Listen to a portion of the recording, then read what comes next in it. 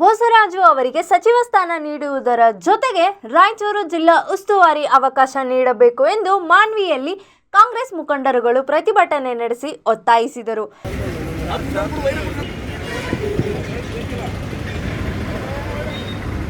ರಾಯಚೂರು ಜಿಲ್ಲೆಯ ಮಾನ್ವಿ ಪಟ್ಟಣದ ಬಸವ ವೃತ್ತದಲ್ಲಿ ಕಾಂಗ್ರೆಸ್ ಮುಖಂಡರುಗಳು ಜಮಾಯಿಸಿ ಬೋಸರಾಜು ಅವರಿಗೆ ಸ್ಥಾನ ನೀಡಿದರೆ ರಾಯಚೂರು ಜಿಲ್ಲೆ ಮತ್ತಷ್ಟು ಅಭಿವೃದ್ಧಿಯಾಗಲಿದೆ ಎಂದು ಕಾಂಗ್ರೆಸ್ ಮುಖಂಡ ಎ ಬಾಲಸ್ವಾಮಿ ತಿಳಿಸಿದರು. ಬೋಸರಾಜು ಅವರು ರಾಜ್ಯ ಕಂಡ ಜನನಾಯಕರು. ಹಾಗೆಯೇ ಕೊಡಗು ಜಿಲ್ಲಾ ಉಸ್ತುವಾರಿ ಸಚಿವರಾಗಿ ಉತ್ತಮ ಸೇವೆ ಮಾಡಿದ ಕೊಡುಗೆ ಇದೆ. ಹೀಗಾಗಿ ಸಚಿವ ಸ್ಥಾನವನ್ನು ಡಿಕೆ ಶಿವಕುಮಾರ್ ಅವರು ನೀಡುವ ಪುಣ್ಯ ಕಟ್ಟಿಕೊಳ್ಳಬೇಕು ಎಂದು ಕಾಂಗ್ರೆಸ್ ಮುಖಂಡರುಗಳು ಆಗ್ರಹಿಸಿದರು.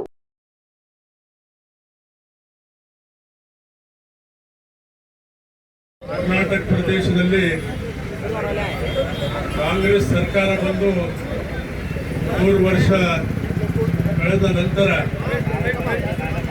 3 ವರ್ಷದಲ್ಲಿ ಸನ್ಮಾನ್ಯ ಮುಖ್ಯಮಂತ್ರಿಗಳಾಗಿರುವಂಥ ನಿಕಟಪೂರ್ವ ಸಿದ್ದರಾಮಯ್ಯ ಸಾಹೇಬರು 3 ವರ್ಷ ಕಾಲ ಸುದೀರ್ಘವಾಗಿ ಅವರು ಮುಖ್ಯಮಂತ್ರಿ ಸ್ಥಾನದಿಂದ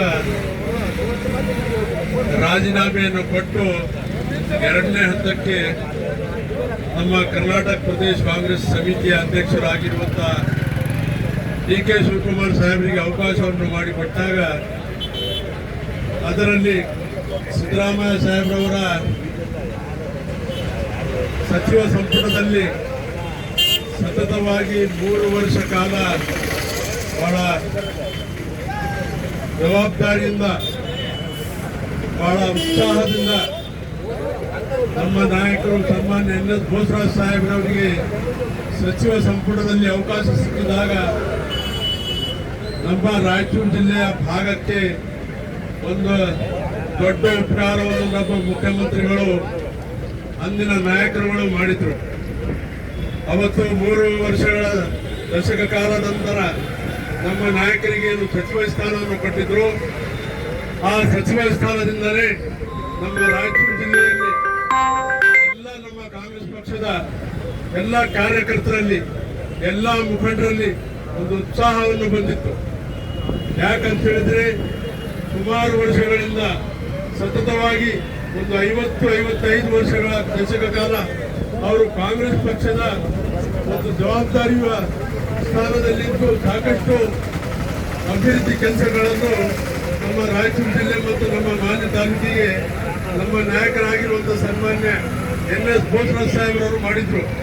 ಅದೇ ಹಂತದಲ್ಲಿ ಅವರಿಗೇನು ಸಣ್ಣ ನೀರಾವರಿ ಸಚಿವ ಸ್ಥಾನವನ್ನು ಕೊಟ್ಟಿದ್ರು.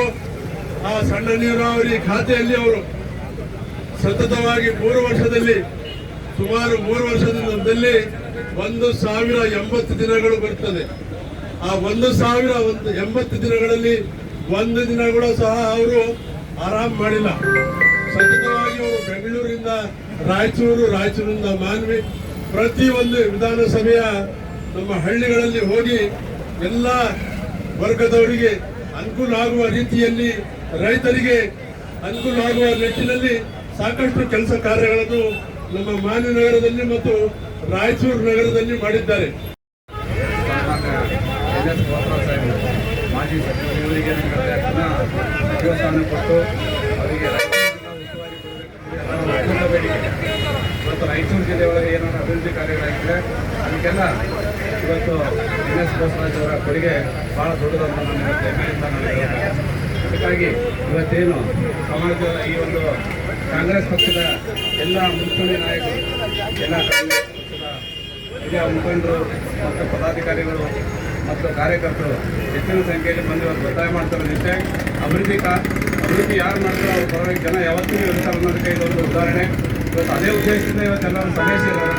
ಆ ಒಂದು ಕಾರಣದಿಂದ ಹೈಕಮಾಂಡು ಆದಷ್ಟು ಶೀಘ್ರದಲ್ಲಿ ಏನಂತಂದರೆ ಅವರ ಈ ಮನವಿಯನ್ನು ಪರಿಗಣಿಸಿ ಅವರಿಗೆ ಪುನಃ ಒಂದು ಸಚಿವ ಸ್ಥಾನವನ್ನು ನೀಡಿ ಜಿಲ್ಲೆ ಉಸ್ತುವಾರಿಯನ್ನು ವಹಿಸಿ ಅವರ ಮುಂದೆ ಈ ಒಂದು ಜಿಲ್ಲೆಯ ಅಭಿವೃದ್ಧಿಗೆ ಕೆಲಸ ಮಾಡಲು ಅನುಕೂಲ ಮಾಡಿಕೊಡುವಂಥ ಒಂದು ನಮ್ಮ ಒಂದು ಆಸೆ ಇದೆ. ಅದರ ಪ್ರಕಾರ ಅವರಿಂದ ಮುಂದಿನ ಕಾರ್ಯಕ್ರಮಕ್ಕೆ ನಾನು ಅನುವು ಮಾಡಿಕೊಡ್ತೀನಿ. ಅದೇ ರೀತಿ ಇಲ್ಲಿ ಬಂದಿರತಕ್ಕಂಥ ಎಲ್ಲರಿಗೂ ಹಿರಿಯರಿಗೂ ಮತ್ತು ಎಲ್ಲ ಕಾರ್ಯಕರ್ತರಿಗೂ ಮತ್ತು ಪದಾಧಿಕಾರಿಗಳು ಅನ್ನಿಸಿ ಈ ನನ್ನ 4 ಮಾತುಗಳಿಗೆ ಪ್ರಮುಖ ನಾಯಕರಲ್ಲಿ ಈ ನಮ್ಮ ಭಾಗದಲ್ಲಿ ಯಾರಾದರೂ ಇದ್ರೆ ಅದು NS ಬೋಸರಾಜ್ ಸಾಹೇಬ್ರಂತ ನಾನು ಬಹಳ ಸ್ಪಷ್ಟವಾಗಿ ಹೇಳಕ್ಕೆ ಇಷ್ಟಪಡ್ತಾ ಇದ್ದೀನಿ. ಇವತ್ತು ಇದು ಯಾವುದೇ ನಮ್ಮ ನಾಯಕರ ನಮಗೋಸ್ಕರ ಮಾಡಿ ಎಂಬ ಒತ್ತಾಯದ ಕಾರ್ಯಕ್ರಮ ಅಲ್ಲ ಅಥವಾ ಪ್ರತಿಭಟನೆ ಅಲ್ಲ. ಇದು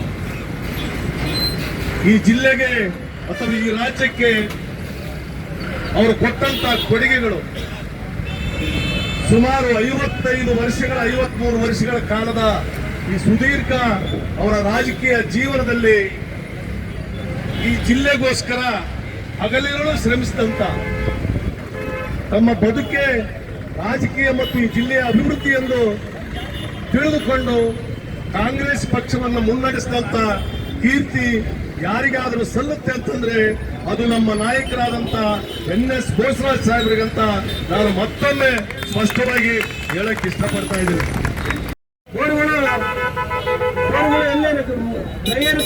ನೀರಾವರಿ ಇಲ್ಲದ ಕಡೆಗೂ ಸಹ ಬೋರ್ಗಳು ಹಾಕಿ ಇವತ್ತು ಚೆಕ್ಡ್ಯಾಮ್ಗಳು ಮಾಡಿಸಿ ಸಾವಿರಾರು ಕೋಟಿಗಳು ಅನುದಾನ ತಂದು ನೀರಾವರಿ ಗೇಟ್ಗಳೆಲ್ಲ ಹಾಳಾಗೋದು, ನಮ್ಮ ಡ್ಯಾಮ್ ಬಂದಾಯ್ತು ಕಾಲೇ ಹೊಚ್ಚಕ್ಕಿಲ್ಲ ಅಂತ ಹೇಳಿದ್ರು. ಅಂತವರಲ್ಲಿ ಬೆಳಬಳತಾನ ನಿದ್ದೆ ಮಾಡಲಾರ್ದಲ್ಲ ನಮ್ಮ ಸಾಹೇಬರು ಬಂದು ಎಷ್ಟೇ ದಿವಸದಲ್ಲಿ ಮುಗಿಸ್ಬೇಕಂತ ಹೇಳಿ ಸಾಹೇಬರು ಏನಂತ ಹೇಳಿದ್ರು, 15 ತಿಂಗಳ ಕೇಳ್ಯಾರ ಅದನ್ನ ಗೇಟ್ ಕುಂದಿಸಿ ಅಂತ ಹೇಳಿದ್ರು. ನಾನು ಗಾಡಿಯಾಗ ಹೋದಾಗ 15 ತಿಂಗಳು ಅಂತ ಹೇಳ್ತಾರ, 3 ತಿಂಗಳ ಮುಗಿಸ್ತಾರಂತ ನನಗೊಂದು ಮಾತು ಹೇಳಿದ್ದ. ಅದೇ ರೀತಿ ನಡ್ಕೊಂಡ್ರು. ಇವತ್ತಿನ ದಿವಸ ಬೇರೆ ಪಕ್ಷದವ್ರು ಕೂಡ ಎಲ್ಲ ಆಯ್ತು, ಇವತ್ತು ಬೆಳೆ ಹೊಡ್ಕೊಂಡಾಯ್ತು, ಆ ಬೆಳೆಗಳು ನಿಲ್ಲಿಸಿಬಿಟ್ರೆ ಅಂತ ಹೇಳಿದ್ರು, ಬಿತ್ತಿದ್ರು, ಬೀಜ ಬಿತ್ತಿದ್ರು. ಸಾಹೇಬರು ನಿದ್ದೆ ಮಾಡ್ಲಾರ್ದಂಗೆ ಹೋಗಿ ನಮ್ಮ ನೀರಾವರಿ ನಮ್ಮ ಉದ್ರಮಾದ ಡ್ಯಾಮಕ್ಕ ಮತ್ತೆ ಹೊಸ ಜೀವನ ಬರಂಗ ನಾಡಿಗೆಲ್ಲ ನಮ್ಮ ರೈತರಿಗೆ ಕಳಮುಖ ಬಂದಂಗಾಯ್ತು.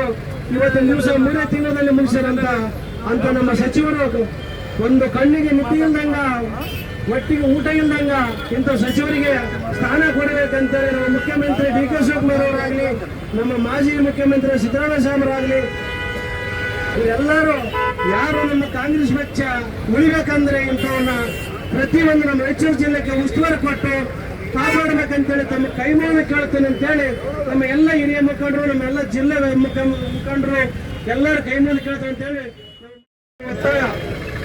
ಆಡಳಿತಾಗಿ ಇವತ್ತು NS ಬೋಸರಾಜ್ ಸಾಹೇಬರಿಗೆ ಗೊತ್ತಿರ್ಲಾರ್ದ ವಿಷಯ ಇಲ್ಲ, ಆಡ್ಬಿಟ್ಟು ತಪ್ಪಲಿಲ್ಲ ಅಂತ ಶಾಸ್ತ್ರಿ ಹೇಳ್ತಾರೆ. ಸ್ವಾಮಿಗೆ ಗೊತ್ತಿರ್ಲಾರ್ದ ಏನ್ ವಿಷಯ ಗೊತ್ತಿಲ್ಲ ಅನ್ನೋ ವಿಷಯನೇ ಇಲ್ಲ.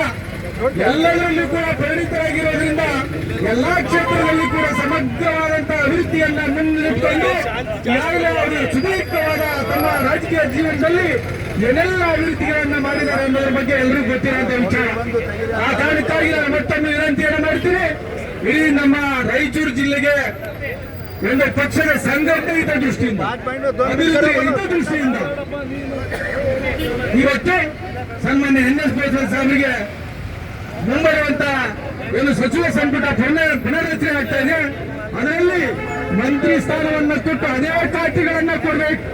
ಯಾಕಂದ್ರೆ ಈಗಾಗಲೇ ಅನೇಕ ಅಭಿವೃದ್ಧಿ ಖಾತೆ ಕೆಲಸಗಳನ್ನ ಮಾಡಿ ಇವತ್ತ ಭಾಗಶಃ ಕೆಲಸಗಳಾಗಿದ್ದಾವೆ, ನಿಮ್ಮ ಉದ್ಯೋಗ ಅವೆಲ್ಲ ಪೂರ್ಣ ಆಗಬೇಕು. ವರದಿ ಶಫೀಕ್ ಹುಸೇನ್, ಮಾನವಿ.